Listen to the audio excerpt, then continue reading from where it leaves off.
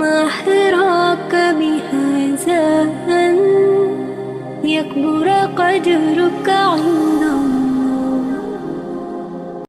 கண்ணியத்துக்குரியவர்களே, இதுதான் மரணத்தின் பாதையில் மனிதன் யஅலமு அன்னமல் ஹயாத்துத் துன்யா லஇபு வ லஹு, அறிந்து கொள்ளுங்கள், இந்த உலக வாழ்க்கை உங்களுக்கு நிரந்தரமானதல்ல. இந்த உலக வாழ்க்கையிலே நீங்கள் நிரந்தரமாக படைப்பதற்கு அல்லாஹ், நிரந்தரமாக வாழ்வதற்கு அல்லாஹ் உங்களை படைக்கவில்லை. இந்த உலக வாழ்க்கை வீணும் விளையாட்டும் தான். இந்த உலக வாழ்க்கை முடிக்கப்பட்டதற்கு பிறகு நீங்கள் அல்லாஹ்விடத்திலே கொண்டு செல்லப்படுவீர்கள். கண்ணியத்துக்குரியவர்களே, மரணத்தை நினைவு கூறுங்கள், மரணத்தை நினைத்து பாருங்கள். ஒரு நாள் எனக்கும் இந்த அழைப்பவர் அழைப்பார், என்னுடைய அழைப்பிற்கும் என்னையும் இந்த ஒரு மலக்கு அழைப்பார். அந்த மலக் நல்ல மலக்காகவோ சூரியனின் ஒளியை தன்னிடத்திலே கொண்ட மலக்காக இருக்கலாம், அல்லது இருளடைந்த முகங்களை தன்னிடத்திலே கொண்ட மலக்காக இருக்கலாம். இந்த இருவரில் ஒருவர் என்னை சந்திப்பார், என்னிடத்திலே சொல்லுவார், அல்ல உயிரே, அல்லாஹ்வுடைய வணக்க வழிபாட்டில் ஈடுபட்ட உயிரே, இந்த உடம்பிலிருந்து நீ வெளியேறு என்று. அல்லது பாவம் செய்திருந்தால் பாவமான நிலையிலே அல்லாஹ் என்னுடைய மரணத்தை ஏற்படுத்தினால் அல்லாஹ் பாதுகாப்பானாக. கெட்ட உயிரே, அல்லாஹ்வுடைய கோபம் உன் மீது இருக்கக்கூடிய நிலையிலே உடம்பிலிருந்து வெளியே வா என்று அழைப்பார்கள். அந்த அழைப்பிற்கு யாரும் மறுக்க முடியாது. எந்த இராணுவ பட்டாளங்களும் அதை பாதுகாக்க முடியாது. எந்த மருத்துவர்களுடைய மருந்தும் அந்த நோயை தீர்க்க முடியாது. அந்த நோய் தீர்க்க முடியாத நோய். கண்ணியத்துக்குரியவர்களே, அந்த மரணம் நம்மை வந்தடைந்து விட்டால் யாரும் எம்மை பாதுகாக்க முடியாது. எங்கும் ஓடி மறைய முடியாது, எங்கும் தெரித்து விட முடியாது. அல்லாஹ் ஒரு நிமிடம் பிற்படுத்தவும் மாட்டான். சிறிது நேரம் யா அல்லாஹ் அவகாசம் கொடு, எனக்கு சொத்து இருக்கிறது பார்த்து வந்து விடுகிறேன், எனக்கு வீடு இருக்கிறது பார்த்து வந்து விடுகிறேன், என் பிள்ளை திருமணம் முடிக்காமல் இருக்கிறாள், திருமணம் முடித்து கொடுத்து வந்து விடுகிறேன் என்றெல்லாம் அல்லாஹ்விடத்திலே கோரிக்கை வைக்க முடியாது. கண்ணியத்துக்குரியவர்களே, அல்லாஹ் நேரம் குறிப்பிட்ட நேரத்திலே எம்மை வந்தடையும். மரணம் வந்தடைந்து விட்டால் எம்முடைய உடம்புகள் ஜனாசாவாக மாற்றப்படும். எம்முடைய பெயர்கள் எல்லாம் அகற்றப்பட்டுவிடும். ஜனாசா என்று மக்கள் எல்லாம் அழைப்பார்கள். எம்மை மருத்துவமனையிலிருந்து வீட்டிற்கு கொண்டு வருவார்கள். வீட்டிலே ஒரு கட்டிலை படுக்க வைப்பார்கள். இந்த நிலை எனக்கும் உங்களுக்கும் தான். கண்ணியத்துக்குரியவர்களில் படுக்க வைத்து எம்முடைய குடும்பத்தார்கள் எல்லாம் எம்மை பற்றி புகழ்ந்து அழுது கொண்டிருப்பார்கள். அவர்களுடைய அன்பையும் பாசத்தையும் வெளிப்படுத்தி கண்ணீர் மலைகளை கொடுத்து கொண்டிருப்பார்கள். ஆனால் அவர்களுடைய கேள்விக்கு எதற்கும் என்னால் பதில் சொல்ல முடியாது. ஜனாசாவாக மாறி இருப்பேன். என்னுடைய நாவுகளை என்னால் அசைக்க முடியாது. இங்கு இது நடந்து கொண்டிருக்கும் பொழுது என்னுடைய உயிரை நல்ல மலக்குகள் வானத்திலே அழைத்து சென்று 7 வானத்திற்கு மேல் என் உயிரை அழைத்து செல்லுவார்கள். இந்த பூமியில் நான் நல்லவனாக வாழ்ந்தால், அல்லாஹ்வுடைய மார்க்கத்திற்கு கட்டுப்பட்டு இருந்தால், இல்லை என்றால் 7 வானத்திற்கு அழைத்து செல்லாமல் முதல் வானத்திலேயே எனக்கு அனுமதி மறுக்கப்பட்டு இந்த பூமியிலே தூக்கி வீசப்பட்டு விடுவேன். பூமியிலே விழுந்து கிடப்பேன். எல்லோர்களையும் அழைப்பேன். அந்த அழைப்பிற்கு யாரும் பதில் கொடுக்க மாட்டார்கள். அதற்கு பிறகு சிறிது நேரம் என்னுடைய குடும்பத்தார்கள் அழுதுவிட்டு என்னை குளிப்பாட்டுவதற்காக எடுத்து செல்லுவார்கள். நிலைமையை கொஞ்சம் கண்களுக்கு முன்னால் கொண்டு வந்து பாருங்கள். குளிப்பாட்டுவார்கள். எந்த மானத்தை, என்னுடைய உடம்பை அழகுபடுத்தி ஆடைகளை கொண்டு அழகுபடுத்தினேனோ அந்த உடம்பை மக்களுடைய பார்வைக்காக நிர்வாணமாக ஆக்கி விடுவார்கள். மக்கள் எல்லாம் என்னுடைய உடம்பில் கை வைத்து குளிப்பாட்டி கொண்டிருப்பார்கள். ஆண்களுக்கு ஆண்கள் என்று, பெண்களுக்கு பெண்கள் என்று ஒவ்வொருவரும் என்னுடைய உட்கார்ந்தால் கூட தட்டி விடுவேன். ஆனால் எந்த தட்டும் எந்த ஒரு தடையும் அதற்கு விதிக்க முடியாது. என்னுடைய எல்லா இடங்களிலும் அவர்கள் கை வைத்து என்னை குளிப்பாட்டி என்னை ஒரு வெள்ளை துணியால் அவர்கள் சுற்றுவார்கள். சுற்றி முடித்ததற்கு பிறகு உறவினர்கள் பார்ப்பதற்காக, பெண்கள் பார்ப்பதற்காக என்னுடைய முகத்தை கடைசியாக அவர்கள் திறந்து வைத்திருப்பார்கள். அவ்வளவுதான்.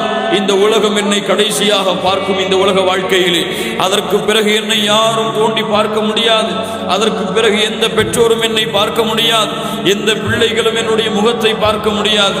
பெண்கள் எல்லாம் வீட்டின் வாசல் வழியே வந்து என்னுடைய வழி அனுப்புவார்கள்.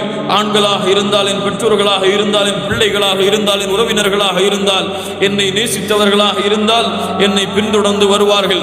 என்னை பின்தொடர்ந்து கலிமாவை கூறிக்கொண்டு என்னை கொண்டு சென்று கொண்டிருப்பார்கள். நல்ல ஆத்மாவாக இருந்தால் என்னை விரைவாக கொண்டு செல்லுங்கள் என்று சொல்லுவேன். பாவமுள்ள ஆத்மாவாக இருந்தால் எங்கே என்னை கொண்டு செல்கிறீர்கள், என்னை விடுங்கள், காப்பாற்றுங்கள் என்று கதறுவேன். யாரும் அந்த அழைப்பிற்கும் பதில் கொடுக்க மாட்டார்கள். அதற்கு பிறகு பள்ளிவாசலில் என்னுடைய ஜனாசாவை கொண்டு செல்லுவார்கள். எனக்கு பின்னால் இமாம் இருந்து தொழுகை நடத்துவார். என்னுடைய பிள்ளையோ என்னுடைய உறவினர்களோ வந்து அறிவிப்பார், என் தந்தையோ தாயோ ஏதாவது உங்களுக்கு பாவம் செய்திருந்தால், ஏதாவது உங்களிடத்திலே கடன் வாங்கி இருந்தால் அதை மன்னித்துக் கொள்ளுங்கள் என்று, அல்லாவிற்காக அதை பொருத்திக் கொள்ளுங்கள் என்று கண்ணீர் மல்க என் பிள்ளையோ உறவினர்களோ எனக்காக பேசுவார்கள். அதற்கு பிறகு என்னுடைய ஜனாசாவை முன்னால் வைத்து மக்கள் எல்லாம் 4 தக்பீர்களை கூறி தொழுகை நடத்துவார்கள். அதற்கு பிறகு எனக்காக துஆவை செய்துவிட்டு என்னுடைய ஜனாசாவை சுமப்பதற்காக போட்டி போட்டுக் கொள்வார்கள். போட்டி போட்டுக் கொண்டு கபருஸ்தானுக்கு கொண்டு செல்லுவார்கள். அங்கே எனக்காக ஒரு கபரின் குழி வெட்டப்பட்டிருக்கும், 6 அடியிலே இருக்கும். அங்கே சொகுசான வாழ்க்கைக்குரிய இடமோ, அங்கே நல்ல வசதியான வாழ்க்கையோ, அல்லது என்னுடைய வீட்டிலே என்னுடைய பெற்றோர்கள் என்னை கவனித்தார்கள். அப்படிப்பட்ட அழகான அறையோது அல்ல, மண்ணாலான அறை. அங்கே புழுக்கள் இருக்கும், அங்கே பாம்புகள் இருக்கும், அங்கே இருட்டு இருக்கும், அங்கே இருள் இருக்கும்.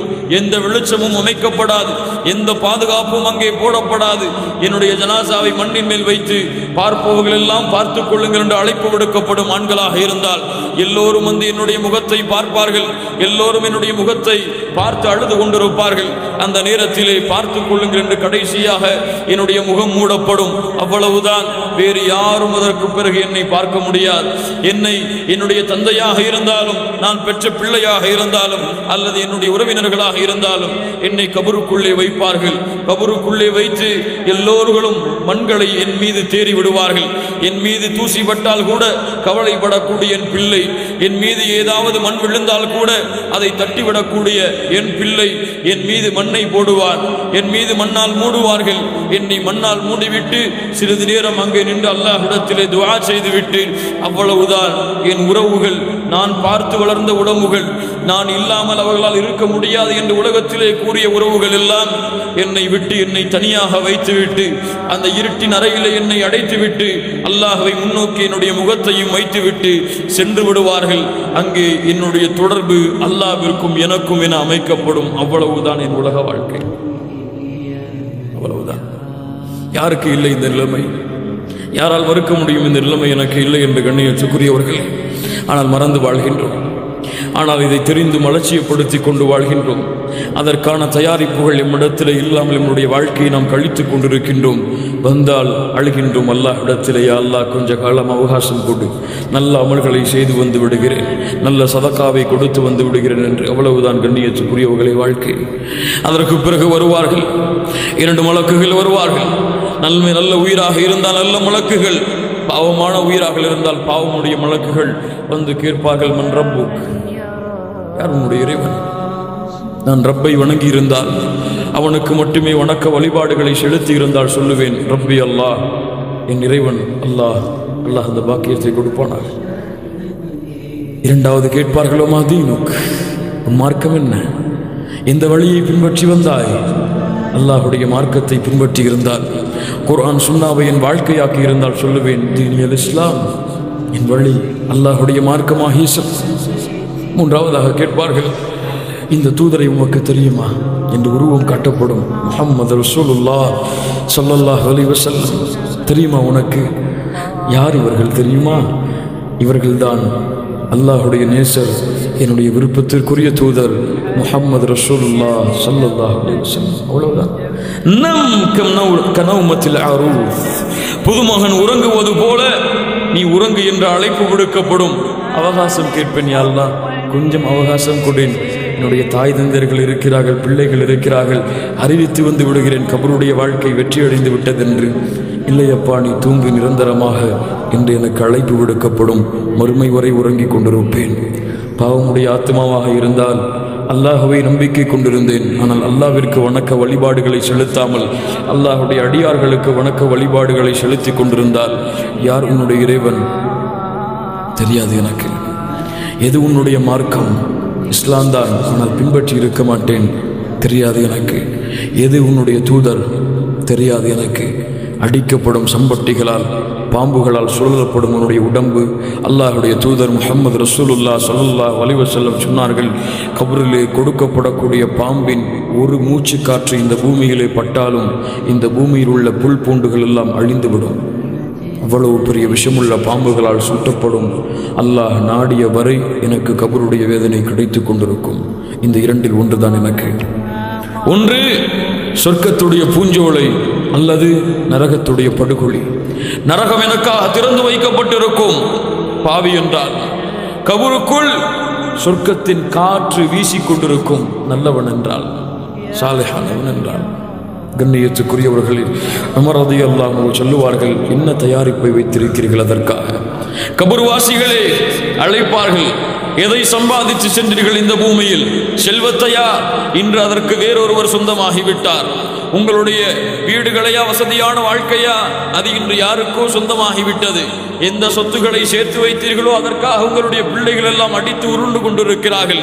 எந்த மனைவி உங்களுக்கென்று எண்ணிக்கொண்டிருந்தீர்களோ இல்ல மாஷா அல்லாஹ், ஆனால் அந்த மனைவிமார்கள் கூட இன்று வேறு யாரையோ திருமணம் முடித்து விட்டார்கள். அப்பா, எதை சேர்த்து வைத்தீர்கள் இந்த உலக வாழ்க்கையில் என்று கேட்பார்கள்.